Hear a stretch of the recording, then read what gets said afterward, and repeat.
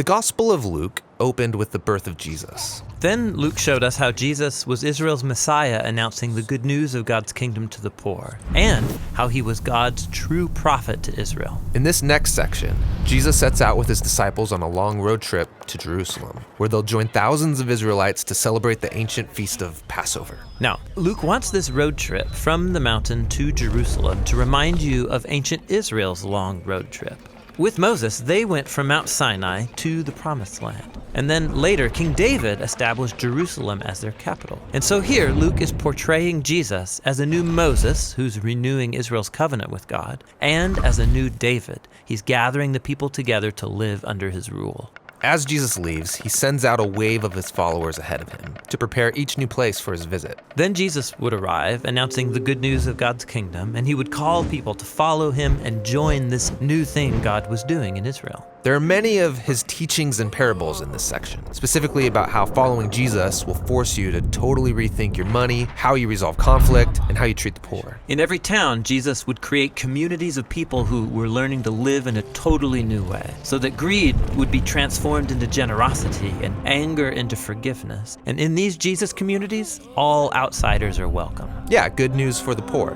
That's one of Luke's main themes. Yeah, you'll find it all over this section. The marginalized people that he heals, the shamed sex workers he reaches out to, the tax collectors he includes. This is Jesus' kingdom crew. And Israel's religious leaders watch and start to criticize him. If he really is God's prophet, why is he welcoming sinners and eating with them? Yeah, this section reads like the Battle of the Banquets. So Jesus throws these dinner parties as a symbol of how God's kingdom is here for the sick and the poor, people who could never pay him back. Jesus also attends banquets with Israel's religious leaders. Yeah, and he lays into them for becoming an arrogant, exclusive social club. But they don't get it, and so he tells them a famous parable that goes like this. There was a father who had 2 sons. The older son is trustworthy and honors his father. And the younger son, he's a mess. He rebels and cashes in his inheritance to travel far away and blow it all on partying and being stupid. And then there's a famine in the land, and he runs out of money. So he has to scrape by taking care of somebody's pigs. And he's so hungry he wants to eat the pig slop, at which point it occurs to him, if I'm gonna be a farmhand, I might as well go home and work for my dad.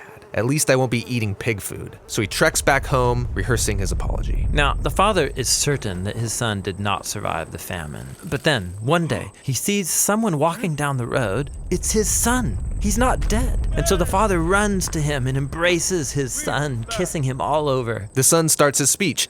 Dad, I don't deserve to be your son. Maybe I could come and work for you. But before he can finish, the father calls his servants to go get the nicest robe, new sandals, a fancy ring for his son. They are to prepare the best food for a banquet. It is time to celebrate. Now later that day, the older brother arrives from a long day working in the field to discover his long-lost loser of a brother has come home, and they're celebrating? And he gets angry. And think about it. He's been faithful to his father all of these years. He never got a party like this. And then this disgrace of a family member comes home, and they're going to celebrate him? It's disgusting. He refuses to join the banquet. So the father finds the older brother outside, and he says, Son, you are already in our family. Everything I have is yours. But we had to celebrate your brother because he was lost, and now he's found. He was dead, but now he's alive. Jesus wants the religious leaders to see the outsiders the way God sees them, as sons and daughters that are being reclaimed from death. Jesus' kingdom community was wide open to